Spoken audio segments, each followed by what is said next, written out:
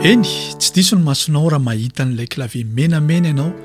Izay clavier hitanao eny amin'ny karazana clip rehetra na sehatra rehetra maneran-tany. Manaitra ny maso ary manitikitika hoe inona ary itony karazana clavier itony. Eny fa na ny feoany aza dia tena miavaka mihitsy satria tsara kalitao ary tena matavy hozy tsika.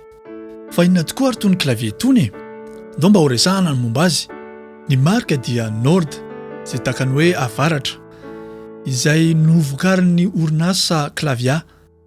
Raha tsy ahivitsika ny tantaran'ny orinasa Clavia dia niforona tamin'ny taona 1983 tao anatina sosôla anankiray izay mitovitovy amin'izao misy anahako izao. Ny fitaovana rehetra dia natambatra tamin'ny tanana avokoa. Ny fitaovana novokarin'ny zareo voalohany tamin'izany fotoana izany dia pad, percussion pad anankiray izay numerika, afaka ilalaovana dinamika tsara mihitsy. Nukuizana ary tsisy takazy satria ry zareo no isan'ny namorona an'izay voalohany. Tamin'ny taona 1995 dia nitombo sy niroborobo zareo ary namoaka synthétiseur voalohany antsoina hoe Nord Lead.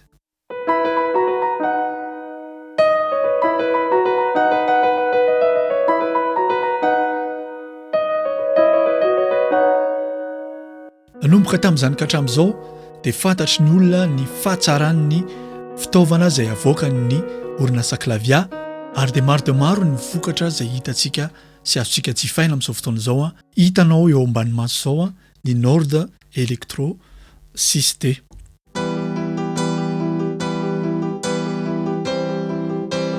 Io no version isan'ny farany indrindra hatramin'izao fotoana iresantsika izao ny amin'ny Nord Electro.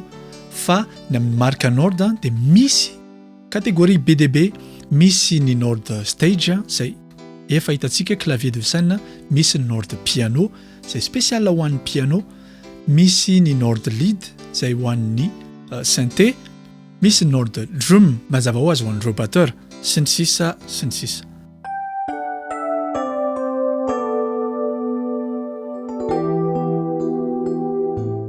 Arak'izay fa nolazaina teo dia ny mampalaza azy dia ny mampiasa sample, izany hoe son échantillonné mihitsy no ampidirina ao anatin'ny itony Nord itony. Amin'izao vanim-potoana iainantsika izao tsy Nord rery akory no afaka mahavita an'izany, fa maro ireo marika hafa izay azontsika lazaina hoe ny concurrent-any aza dia efa mampiasa sample daholo ihany koa. Izay ny momba ny tantara fa andaontsika hijery an'ilay clavier. Ny zavatra hitako amin'ny marika Nord rehetra dia hazo daholo amin'ny sisiny iny izay fahitako azy afaka miala, afaka misolo raha sanatria ka mianjera ilay clavier ka avaky iny ohatra. Ny vatany dia vy, izany hoe ankoatran'ilay hazo amin'ny sisiny dia vy daholo. Ny vatany tsy misy plastika mihitsy izy afa-tsy ny touche sy ny bouton. 61 touche ny novidiko fotsiny noho ny amin'ny fampiasako azy. Misy 73 touche ary misy touche lourd ihany koa, izany hoe touche piano ihany koa ny modelan'ny Nord Electro. Ho an'ny modèle stage dia misy ka hatramin'ny 88 touche. Na tsy atoroko anao aza dia tonga dia hitanao hoe aiza no toeran'ny master volume satria mitovy an'izay daholo ny an'ny synthé rehetra. Zavatra hitan'ny maso manarak'izay dia mizara section anankitelo izy, izany hoe anankiray organe, manarak'izay ny piano dia manarak'izay ny synthé. Ireo section anankitelo ireo afaka miaraka ampiasainao, izany hoe afaka ataonao tahaka ny layer, afaka ampiasainao tahaka ny split raha zarainao, raha tianao zaraina ilay clavier. Fomba fampiasana azy dia tena tsotra satria raha mila ny organe ianao ohatra dia activena fotsiny izy. Eto amin'ny sisiny eto no isafidianana ny karazana modèle na organe, misy farfisa, pipe 1, pipe 2, vox, B3 izay tena malaza be. Dia ankoatran'izay ny réglage dia amin'ny tirette. Ny tirette dia tena mitovy amin'ny endrika orga mihitsy tamin'ny orga taloha rehetra misy ny tirette ireny dia mitovy mihitsy na ny fomba fikitihana azy. Ny amin'ny Nord Electro 73 HP, izany hoe ho an'ny touche lourd ihany no tsy ohatran'izao ny endrika tirette fa digital.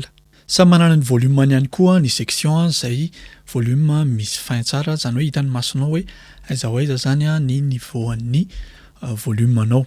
Ny mode rehetra ao anatin'ny organe de base dia misy daholo tahaka ny vibrato sy ny chorus ohatra, dia ny percussion, ohatran'izay ihany koa ny rotary Eo amin'ny sisiny ankavia ny fampiakarana ny oktavy mampiakatra ambony na midina ambany. Hojerevantsika indray ny amin'ny section piano. Velomintsika izy mitovy tanteraka amin'ny organe ihany ny volume, ny oktavy. Raha safidy timbretsika dia les boutons piano select no ahodina. Raha tiantsika ho hita ny lista sady pitsetrika ny shift no ahodintsika le potentiomètre piano select dia hitantsika daholo. Isan'ny zavatra nampiaika ary tsara amin'ny nataony marque en ordre dia ilay equaliseur amin'ilay piano satria afaka misafidy ny courbe ny equaliseur anao ianao hoe tianao soft kokoa le feo na tianao plus médium na tianao ho bright kokoa zany hoe plus clair kokoa. Izy io anefa tsy ny courbe ny equaliseur ihany no miova fa le dynamique an'le son mihitsy. Zay ny mahakasika ny piano. Ndao indray hojerevantsika ny mahakasika ny synthé. Zavatra mampiavaka ny section synthé raha oharina amin'ilay piano dia misy ny enveloppe, izany hoe misy ny attaque sy ny decay ary release. Eto ihany koa tsy ho hitantsika intsony le equaliseur fa dynamique mihitsy no ilazany azy. Mino efa azonao fomba fampiasana azy. Ny amin'ny effet dia tena tsotra indrindra satria mandefa azy fotsiny hoe iza no tianao ho asiana an'ilay equaliseur. Ankoatry ny equaliseur dia misy effet anankiefatra afaka miaraka ampiasaina ihany koa. Tsy ho azavaiko antsipiriany takany teo fa efa hainao fomba fampiasa azy. Misy ny tremolo sy ny panne, misy ny flingueur chorus, misy ny speaker zay tena ilaina ihany koa izy io an'ny organe na ohatra hoe mampiasa elek piano ianao dia tianao hisy simulation d'ampli. Ankoatr'izay ny delay reverb zay klasika be. Zay momba ny menu fa ahoana na tonga azy mora kokoa rehefa tonga dia hitendry. Misy ny antsoina hoe live mode atao anatin'ny itony clavier itony. Ilay live mode io dia afaka mémoriser en temps réel banque anankiroa zay misy patcha anankiefatra isaky ny banque zany hoe anankivalo zany timbre anankivalo zany afaka stockenao en temps réel ao anatiny. Activenao live mode rehefa mirehatra maitsomaitso izy dia zay izy ny live dia ao anatin'ny reto programme anankiefatra reto zay timbre rehetra tianao atao dia anjaranao no mitady azy. Tsy mila sauvegardenao iny fa izy no misauvegarde azy automatique. Tsy voatery ho timbre rery ihany fa na zay effet rehetra tianao atao aza dia tadidiny daholo iny. Tsy voatery amin'ny live mode ihany nefa raha toka clavier anao le izy dia afaka mampiasa mode programme ihany koa ianao. Dia ao anatin'le mode programme indray dia afaka stockenao zay rehetra tianao amin'ny anarany zay tianao anaovana azy. Raha tianao atao hoe iaza prime ny anaran'ity piano ity dia iaza prime no misoratra ao.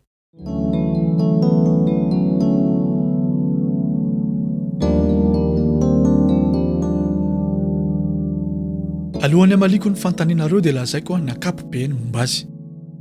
Ny Nord Electro dia manana stockage 1 giga 5 eo. Ny son ampiasainy dia sample de haute qualité. Ny karazana sample dia azonao téléchargena any amin'ny site Nord zay gratuit. Zany hoe raha mividy an'ity clavier ity ianao zay sample rehetra tianao alaina any dia azonao gratuit daholo.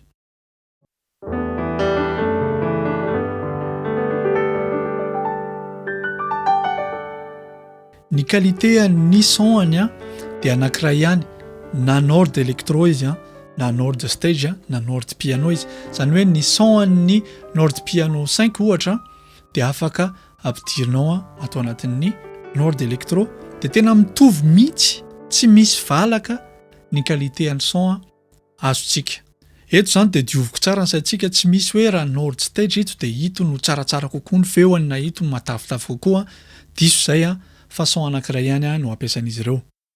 Arakaraka le modèle nefa satria raha son nivoaka taty aoriana tsy handeha amin'ny Nord Electro tany aloha intsony.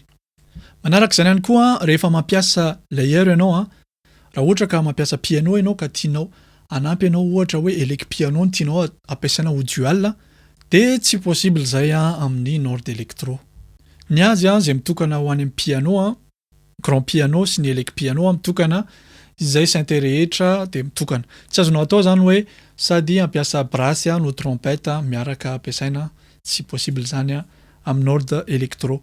Ao anatin'izay ataontsika hoe point faible zay ihany koa tsy afaka mampiasa layer be dia be tsika ohatrany amin'ny Yamaha ohatra afaka milaza marque tsika satria tsika tsy sponsorisé na amin'ny Korg ohatra afaka mampiasa dual ka hatrany amin'ny anakenina any misy clavier nampiasaiko izay zao mode X8 manana hatramin'ny 6 dual izy fa ny amin'ny Nord tsy misy an'izay fa anankitelo ihany no afaka mitambatra ny amin'ny Electro zany. Tsy fantatro ny end stage mety anankefatra.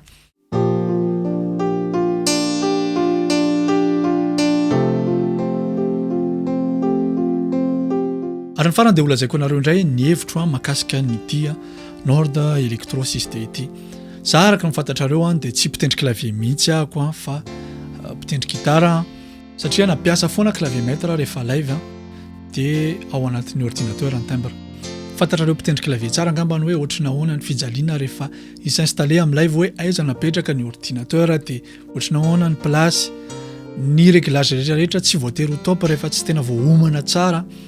Be dia be ny zavatra manahirana na resaka volume na resaka sarotra zany sarotra le izy. Ho anahako makina ampiasaiko sady matanjaka tsara izy tsy misy latence mihitsy ary son ana Nord ihany no ampiasaiko tao anatin'ilay Mac fa zao anefa tsy mitovy mihitsy ilay son ao anatin'ireny VST reny sy ilay tena izy rehefa tendrena. Mazava ho azy samy hafa mihitsy azoko lazana hoe intelo avoeny mihitsy ny qualité an'ilay son rehefa le tena clavier tena izy no ampiasainao satria ilay dynamique io mihitsy ny tena mikompte eo anatin'ilay izy. Samy hafa mihitsy ny réaction an'ilay son arakaraka ny fitendrinao rehefa le tena clavier no tendrenao sy ny mampiasa anazy tsy nanenina akory zany ny vidy anito na dia hoe nampiasaiko indimy angamba izy hatramin'izay nazahoako anazy satria zako tsy dia mitendry clavier. Hitako hoe tsara ny qualité an'ilay son ary tena remarquable mihitsy. Za tsy dia tena tia mampitaly loatra amina karazana marika na modèle satria miankina amin'izay zavatra tadiavinao foana ny fitaovana hovidinao. Fa ny amiko manokana oharina amin'ny vidiny izay azo lazaina hoe lafolafo kokoa mihoatra ny marika isan-karazany tena tsara ny qualité na ny toucher na ny sonorité araka ny maha-clavier de scène n'izy tony tsy misy batterie tsy misy rythme ato anatin'izy tony na timbre na batterie fotsiny hoe velesinao eto tsy misy an'izany ato anatin'ny tony. Zay ihany koa dia safidy anankiray antony nangalako azy. Le safidin'le 61 touche indray maivana izy azoko babena na mandeha train na mandeha roplanina tsy misy olana mihitsy fa afaka hoentiko mandeha makany amin'ny cabine. Alohan'ny amaranako azy dia be nareo mametraka ny vidiny satria tsika eto amin'ny TUTO GASY sady mamolavola toe-tsaina ihany koa tsika.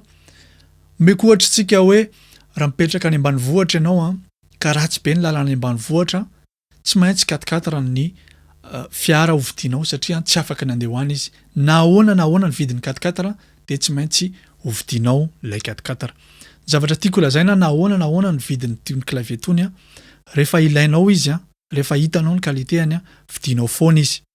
Na izany aza lazaiko anareo raha ity modèle anankiray ity zao ny farany amin'ny Electro aloha androany dia manomboka amin'ny 2000 € io vidiny miaraka amina osa Nord. Fa androany nampafantatra anareo aloha mba hafanareo mieritreritra sahady hoe mety aminareo ve le izy. Raha toa ka hitanareo le point faible amin'le izy tsy midika zany akory hoe ratsy izy noho izay hitanareo be option any. Samy manana ny anitra ho azy daholo zako zao tsy nanenina mihitsy ary tsy hanenina mihitsy ny amin'ny nividianako azy satria hitako loatra ny hatsarany zavatra avoakany. Betsaka ny zavatra mety mbola tsy voalazako satria sombony ihany no azoko lazaina tato anatin'ny vidéo. Raha misy fantaniana tianareo apetraka dia apetrako amin'ny commentaire fa miezaka tsika ho valiana. Raha ohatra koa ka nafinaritra anao ilay fifampizarana dia mba afaka mametraka an'ilay pouce bleu ianao raha ohatra ka misy namanareo mba tokony ahitany ity mba manana eritretra izy dia hividy an'itony karazana clavier tony dia zaraho aminy satria izay indrindra ny antony anaovana an'izao vidéo izao. Ao anatin'izay dia mino fa efa saminahay dia manaraka indray veloma daholo.